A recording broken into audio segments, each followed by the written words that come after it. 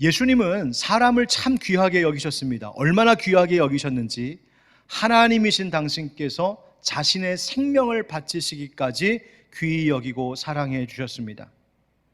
영혼을 사랑하셨고 생명을 소중히 여기셨죠. 아무도 함께하려 하지 않은 죄인과 함께 하셨고 병들어 부정하다 취급받던 사람들 찾아가 고쳐주셨습니다. 힘없이 가난한 사람들 먹여주시고 어린아이같이 연약한 자들 예수님 품 안에 안으시고 축복해 주셨습니다. 여러분, 이러한 예수님을 생각하면 그 주님 앞에 우리가 살고 있는 이 세대는 정말 부끄러워하고 회개해야 됩니다. 이 세대가 어떻습니까? 한 사람의 생명을 하찮게 여기고 그저 내 욕망을 채우기 위해 사용해버리는 도구 정도로 여기는 이 악한 세대가 정말로 예수님 앞에 부끄러워해야 됩니다. 나는 그런 적 없어요. 발뺌할 수 없습니다. 나도 언젠가 살면서 누군가를 무시하거나 업신여기거나 혹 상처를 준 일이 있을 것이기 때문입니다. 예수님 그런 우리에게 오늘 뭐라고 엄히 말씀하시나요? 42절 말씀에 또 누구든지 나를 믿는 이 작은 자들 중 하나라도 실족하게 하면 차라리 연자맷돌이 그 목에 매어 바다에 던져지는 것이 나으리라 말씀하십니다. 여러분, 나를 믿는 이 작은 자들, 이게 누굽니까? 나를 믿는 자들, 예수 믿는 자들, 하나님의 자녀들, 성도들입니다. 그런데 그 중에서도 특별히 작은 자들이 있다고 말씀하시죠. 어떤 사람들입니까? 아마 예수님 당시에는 어린아이와 같이, 여자들 같이, 과부와 나그네, 가난한 사람, 힘없는 자들과 같이 그렇게 연약한 자를 두고 하신 말씀일 겁니다. 우리에게는 어떤 사람들을 생각할 수 있을까요? 어떤 이유로인가? 우리 안에서, 사회 안에서, 관계 속에서 별로 중요하게 여김받지 못하는 어떤 사람, 세상의 기준에서 주목받지 못하고 힘이 없고 높임받지 못하는 사람, 사람들에게 관심조차 받지 못하고 있는 소외된 사람들을 두고 하신 말씀일지 모르겠습니다. 여러분, 혹시 믿는 자들 중에 우리 교회 안에서도 이런 사람들이 있을까요? 예, 있을 수 있습니다. 처음 믿음 생활하기 시작해서 그 믿음이 아직 여린 새싹과 같아서 연약한 분이 있을 수 있습니다. 그런 이들을 실족하게 한다? 여러분, 무슨 말입니까? 여러분, 실족한다는 게 뭐예요? 발에 걸려 넘어지게 한다는 말이에요. 약한 사람 앞에 무엇을 놓아서 그 길을 방해하는 겁니다. 발을 탁 내밀어서 꽈당하고 넘어지게 하는 고의적인 죄 말하는 겁니다. 그런데 특별히 영혼이 연약한 사람들이 나로 인해 그렇게 넘어질 수 있다는 거예요. 내가 어리석게 말하고 악하게 행동함으로, 교만하게 행함으로 그 연약한 믿음 가진 자가 시험에 들 수도 있고 상처를 받을 수도 있어서 주님에게서 멀어지게 하고 교회에서 멀어지게 하고 심지어 신앙마저 버리게 하는 그 일, 만약 내가 다른 연약한 이의 영혼을 이렇게 만들었다면 그것은 하나님의 엄중한 형벌을 피할 수 없는 무서운 죄라고 예수님 오늘 경고하시는 겁니다. 어느 정도로 말씀하시냐면, 만약 그런 일이 있다면 차라리 연자맷돌을 메고 바다에 던져지는 것이 낫다 하셨습니다. 이런 무서운 말씀이죠. 연자맷돌 아시죠? 큰 돌을 짐승이나 사람이 원을 그리면서 돌리면 그 큰 돌 밑에 곡식 알갱이가 빠지고 갈리는 것. 그래서 연자맷돌 할 때 연자가 갈 연자, 벼루 연자예요. 연자맷돌.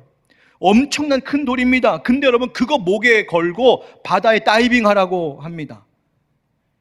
여러분, 살아남을 수 있을까요? 수영하시겠습니까? 그거 안 되죠. 그럼 예수님 지금 이 말씀은 차라리 너 목숨 스스로 끊는 게 낫다, 그렇게 죽는 게 낫다, 예수님 그렇게 말씀하시는 건가요? 이 말씀을 그냥 이렇게만 해석하면 예수님이 지금 이 말씀을 가르쳐주고 계신 참 의도를 이해하지 못하는 겁니다. 예수님 왜 이런 말씀하실까요? 그 정도로 연약한 자를 실족시키는 일이 하나님을 진노케 하는 일이요, 하나님의 큰 형벌을 가져오는 일임을 명심하며 살라고 말씀하시는 겁니다. 다른 연약한 이의 영혼을 넘어뜨리고 상처 주는 일 말입니다. 왜 예수님께서 제자들에게 지금 이런 말씀을 하시는 걸까요? 마가복음 9장 말씀을 쭉 읽어보면 지금 오늘 이 본문의 말씀을 들려주시기 전에 앞서 제자들 사이에 다툼이 있었던 것을 알 수 있어요. 그 다툼의 쟁점이 뭐냐면 누가 크냐 이것이었습니다. 서로 누가 크냐, 누가 더 높으냐, 누가 더 중요하냐, 누가 더 인정받느냐. 여러분 생각해 보세요. 함께 예수님 따르고 있는 이 제자들 사이에 왜 이런 일이 일어났을까? 왜 제자들 마음에 이런 일이 일어났을까? 그 속에 이런 생각이 있었기 때문 아니겠습니까? 그래도 내가 너보단 낫지. 내가 너보단 낫지. 그래도 내가 너보단 낫지. 내가 저 집사보다는 낫지. 내가 그 권사보다는 낫지. 처음 신앙생활하기 시작한 사람, 초신자, 우리 교회 처음 온 새가족, 내가 저 사람보단 좀 더 알지, 더 낫지, 좀 더 잘하지. 이 어리석고 교만한 생각이 은연중에 있다가 그것이 싹이 트고 점점 자라게 되는 겁니다. 어떻게 됩니까? 그러니 내가 더 높아져야 하고, 내가 더 대우받아야 하고, 섬김받아야 하고, 당신은 잘 모르니까 내 말만 들어야 하고, 당신은 힘이 없으니까 내가 시키는 대로 하고, 내가 원하는 대로, 내가 뜻하는 대로 다 되어야 하는 그 욕심, 그 교만인 것입니다. 즉 제자들 사이의 그 다툼의 원인은 사람의 마음에 꿈틀거리고 있는 바로 교만과 욕망의 문제였습니다. 그래서 예수님께서 제자들 안에 있는 그 교만, 그 욕망, 욕심, 이것에 대하여 경고하시고 이 제자들을 깨우쳐 주시기 위하여 어떻게 하십니까? 어린 아이를 품에 안으시면서 누구든지 내 이름으로 이런 어린아이 하나를 영접하면 그것은 곧 나를 영접한 것이다 말씀해 주셨어요.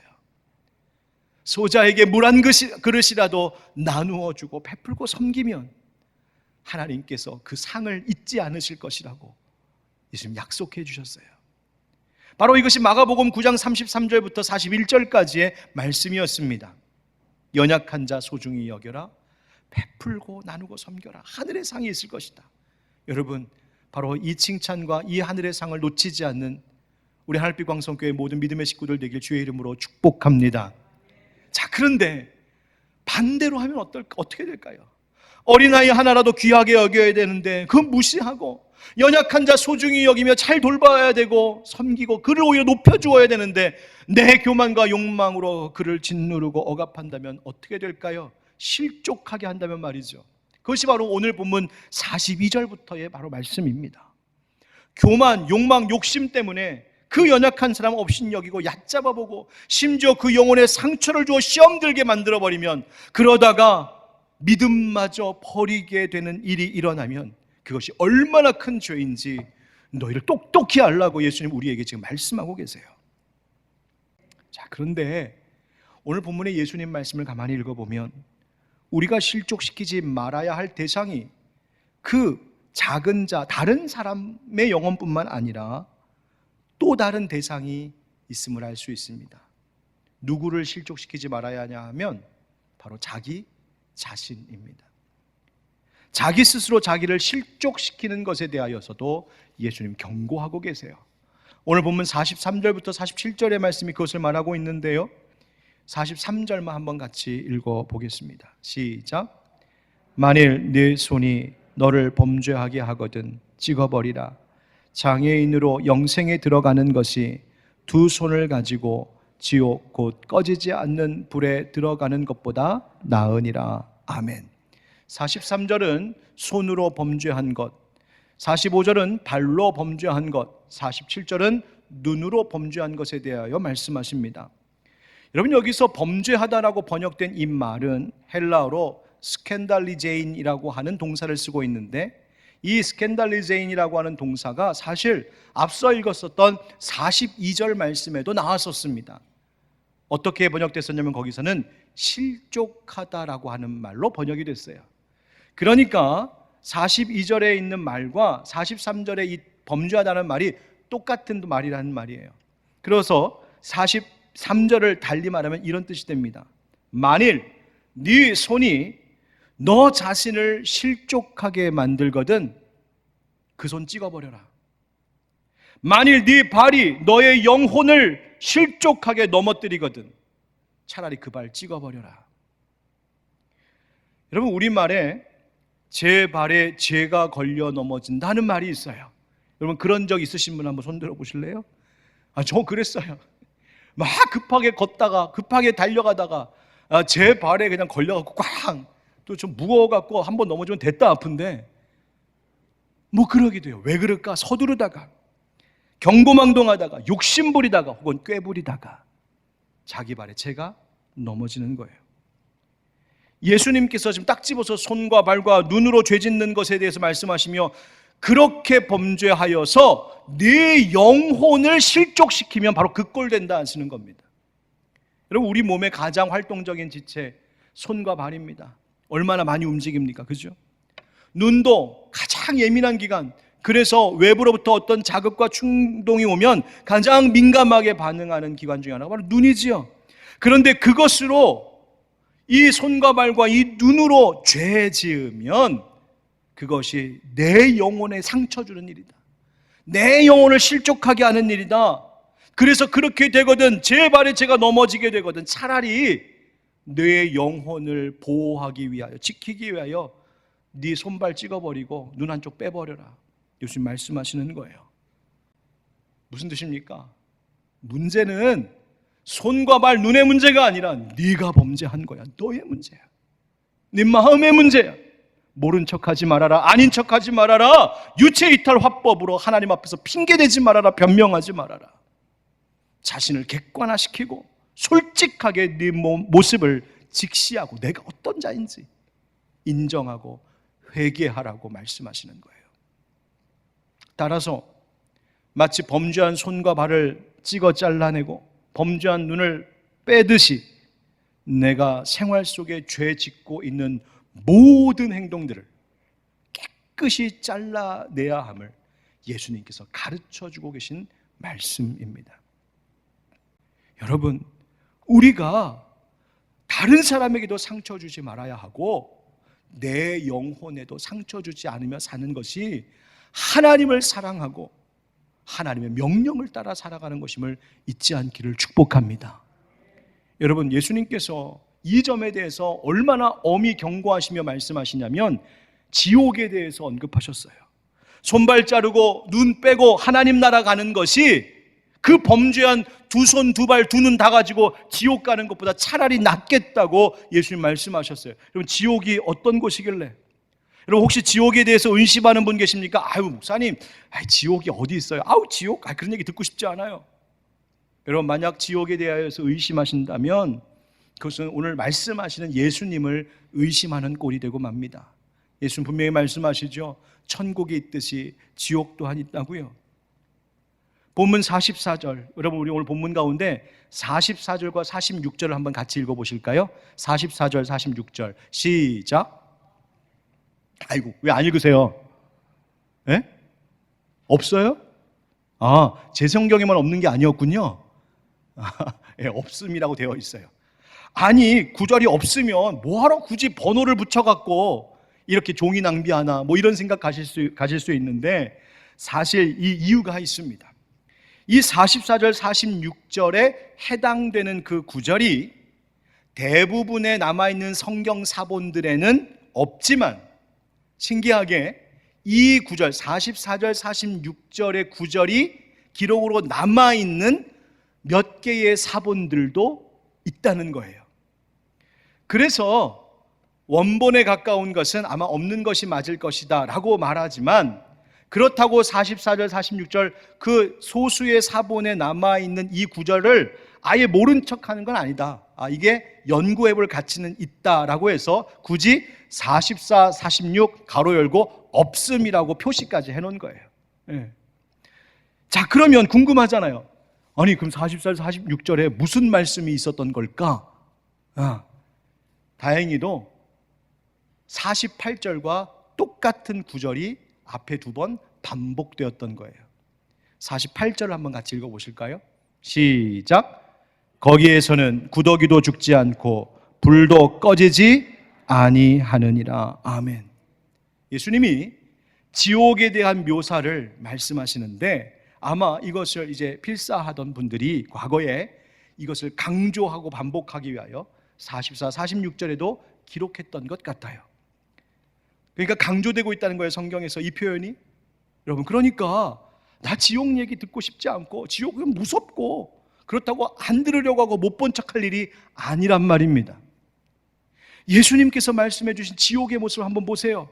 거기에서는 구더기도 죽지 않고 불도 꺼지지 아니하니라. 아니, 왜 하필 이렇게 묘사하셨을까? 여기서 묘사된 이 지옥의 모습은 당시 유대인들에게는 쉽게 상상해 볼 수 있는 모습이었어요. 예수님이 지옥이라고 하셨을 때 헬라어로 게엔나라고 하는 말을 쓰시는데, 이 게엔나라고 하는 말은 어디서 왔냐면 구약의 흰놈의 골짜기라고 하는 말에서 유래되어 온 말이에요. 그럼 흰놈의 골짜기는 뭘까? 흰놈의 골짜기는 구약시대의 이방인들이 숭배하던 우상 가운데 몰록이라고 하는 그 이방신이 있었는데, 이 몰록에게 제사를 드릴 때면 제물로 뭘 바쳤냐면 사람을 바쳤어요. 인신제사. 그래서 사람을 바치고 자기 자식을 제물로 바치는 정말 끔찍하고 무시무시한 일들이 있었는데, 그 몰록에게 인신제사를 드리던 장소가 흰놈의 골짜기였어요. 그런데 유다 왕 중에 선한 왕인 요시야 왕이 우상을 타파하고 신앙개혁을 단행하면서 이 흰놈의 골짜기, 이 끔찍한 죄악이 자행되고 있던 그 현장을 뭐로 바꿔버렸냐면 쓰레기 소각장으로 만들어버렸어요. 그래서 온갖 나오는 쓰레기를 다 갖다 놓는 거예요. 여러분, 쓰레기 한참 모여있으면, 여러분 팔레스타인 안 그래도 더운 그 나라, 여러분 쓰레기 그 더운 햇빛에 계속 있으면 어떻게 될까? 썩지요. 썩으면 거기 뭐가 생겨요? 구더기가 드글드글드글. 구더기. 그래서 그걸 태워버립니다. 불로 확 태워버리는 거예요. 바로 거기가 이 흰놈의 골짜기 그 장소였는데, 게엔나, 예수님 지옥 딱 말씀하실 때 유대인들은, 듣고 있던 자들은, 거기 그 구더기 득실거리고 냄새나고 더럽고 그리고 불이 활활 타오르는 그곳, 아니 지옥이 그곳보다 더한 곳이라고? 금방 알 수 있었어요. 그런데 예수님 뭐라고 하십니까? 그 쓰레기 소각장의 불은 다 타면 꺼지고 불 당겨지면 거기에 드글거리던 구더기는 금방 다 죽고 다 태워져 없어지지만, 지옥은 어떤 것이냐면 그 불이 꺼질 줄을 모른다고 하세요. 구더기 같은 작은 생명조차도 죽을 수 없는, 차라리 죽는 게 나을 텐데 죽지도 않는, 그렇게 끔찍하고 끝나지 않는 형벌이 있는 바로 그곳이 지옥이라고 예수님 말씀하시는 거예요. 여러분 보세요. 누군가의 영혼에 상처를 주는 일, 실족시키는 일, 또 자기 스스로 내 영혼을 실족시켜서 내가 하나님 앞에 부끄러워 나아갈 수 없고 늘 죄책감 가운데 억눌려 살고 있는 그 영혼의 문제 속에 있는 사람들, 하나님 말씀하십니다. 예수님 말씀하십니다. 그것이 하나님 나라에 들어가는 너의 길을 가로막을 것이니 차라리 그 무서운 지옥에 가지 말고 너 범죄한 손과 발 자르고 범죄한 눈 빼고 천국 가는 게 낫다, 예수님 말씀하시는 거예요. 자, 그렇다면 오늘의 주제이자 제목인 서로 화목하라 라고 하는 이 말씀과 지금까지 나눈 이 말씀, 너에게 상처 주는 일, 내 영혼에 상처 주는 일 그거 하지 말아라 하시는 말씀과 어떻게 연결이 되는 것일까요? 49절 50절 말씀을 한번 같이 읽어보겠습니다. 49절 50절 시작. 아멘. 서로 화목하라고 하시죠. 여러분, 우리는 화목해야 될 사명을 가지고 있습니다. 화평케 할 직분을 받은 사람들이에요. 우리는 어디에서 가든지 화평을 이루며 살아가야 되는 사람들이 성도들이에요. 그런데 어떻게 하면 그렇게 할 수 있을까요? 예수님, 우리 속에 무엇을 두라고 하십니까? 소금을 두라, 이런 말씀하세요. 또 앞서는 뭐라고 말씀하시냐면 사람마다 불러서 소금 치듯 함을 받으리라 말씀하십니다. 아니, 이건 또 무슨 말일까? 여러분, 하나님께서 직접 제정하신 하나님 앞에 올려드리는 제사 방법 5가지 중에 소제라고 하는 방법이 있습니다. 소제는 다른 제사와 달리 하나님 앞에 짐승을 잡아 태워드리는 예물을 드리는 것이 아니라 고운 곡식가루를 태워 하나님 앞에 예물로 드리는 제사가 소제입니다. 그런데 이 소제에 대한 방법을 말씀해주고 계신 레위기 본문을 읽다 보면 이 소제 때 드리는 곡식가루의 예물 위에 반드시 해야 할 일이 있으니 그것이 뭐냐면 모든 예물에 소금을 치라 이렇게 되어 있습니다. 소금 치라. 이 소금 치라라는 말이 무슨 의미일까? 그 의미는 그 예물을 거룩하게, 그 예물을 정결하게 한다는 의미가 있습니다. 그 예물을 깨끗하게. 주님의 백성, 성도된 우리들을 정결하게 하신다, 성결하게 하신다, 깨끗하게 하신다. 그것이 필요하다. 무엇을 위해? 서로 화목하게 되는 삶을 위해. 그러니까 나 자신에게 내 손과 발로 범죄하여 내 영혼을 상처주고 내 영혼의 죄의 얼룩을 묻히는 인생이 아니라 하나님 앞에 성결한 자로 살아가는 것, 내가 하나님 앞에 먼저 성결하게 되는 것, 이것이 우리의 관계를 회복시키는 길이라고 말씀하시는 거예요. 또 50절에 뭐라고 하십니까? 소금은 좋은 것이라고 해요. 좋은 것. 여러분, 소금이 좋은 것으로 유지되려면 무엇을 잃지 말아야 됩니까? 맛을 잃지 말아야 된다. 짠맛 내야 된다. 짠맛 없으면 소금은 소용없다. 그러니 성도들아, 주님 따르는 제자들아, 소금과 같이 맛을 내는 삶, 누군가에게 유익을 주고 그들을 위하는 삶이 되어야 된다. 연약한 자들 상처 주고 연약한 자들 업신여기고 실족시키는 인생 말고 그 연약한 자들 오히려 채워주고 북돋아주고 손잡아주고 함께 걸어주는 그런 소금과 같은 유익한 인생이 되어야 된다 말씀하시는 거예요. 그래야 화목이 가능해진다. 이제 오늘 말씀의 결론이자 주제입니다. 너희 속에 소금을 두고 서로 화목하라. 어떻게 해야 서로 화목하게 될까? 어떻게 해야 하나님 우리 부부관계가 화목해질 수 있습니까? 어떻게 해야 내 자녀들과 화목해질 수 있을까요? 어떻게 해야 우리 교회가, 우리의 가정이, 이 사회가 불화와 미움과 다툼 그리고 의미 없는 경쟁들을 다 물리치고 우리가 화목하게 될 수 있을까요? 예수님 말씀하십니다. 너희 속에 소금을 두라. 스스로 네 영혼에 상처 주는 악한 죄 짓지 말고, 손과 발과 눈으로 범하는 그 죄 짓지 말고 자기의 영혼을 실족시키는 것이 아니라 내 영혼을 잘 돌보는 일, 성결하게 하는 일, 정결하게 하는 일에 힘써야 된다. 날 잘 다스려야 된다. 두 번째, 소금이 좋은 것 되려면 맛을 내야 하듯 내가 누군가를 해치고 상처 주는 인생이 아니라 누군가를 위하고 섬기고 유익을 주는 인생 살기를 결단해야 된다고 말씀하시고 계십니다. 바로 그것이 우리가 화목해지는 길이라고요. 예수님 십자가 위에서 그것을 보여주셨습니다. 예수님 끝까지 죄와 흠이 없으신 대로 거룩한 모습이셨습니다. 예수님 끝까지 소금의 맛을 잃지 않으시면서 모든 인류, 모든 영혼, 모든 사람들을 위한 유익한 그 희생의 제물이 되어주셨습니다. 사랑하는 성도 여러분, 내가 먼저 성결하게 되고 맛을 잃지 않는 누군가에게 유익이 되는 삶을 살 때 바로 우리의 삶을 화목하게 만드는 그 길에 첫 발을 떼게 되는 것임을 잊지 않기를 축복합니다. 여러분, 사랑하며 사십니까? 혹시 상처 주신 일은 없으신가요? 내가 먼저 다른 사람 상처 주지 않고, 혹 저 사람은 나한테 상처를 주고 저 사람은 나한테 실족하게 하는 것 같지만 내가 먼저 그 사람 상처 주기를 멈추고 내가 먼저 사랑하고 섬기면, 내가 먼저 나 자신에게 상처 주던 그 죄의 일들을 멈추고 회개하면, 그래서 성결함과 서로에게 유익이 되는 인생을 다짐하고 살면 나라고 하는 꽃 한 송이 피어 있을지 모르지만 내가 꽃피고 너가 꽃피면 이 세상 꽃밭 된다 시인도 노래했습니다. 사랑하는 성도 여러분, 우리 하늘빛 광석의 모든 형제자매 여러분, 여러분이 살아가고 계신 그 삶의 자리에서 한 송이 코스모스가 되어주시는 이 가을 되기를 주님 이름으로 축복합니다.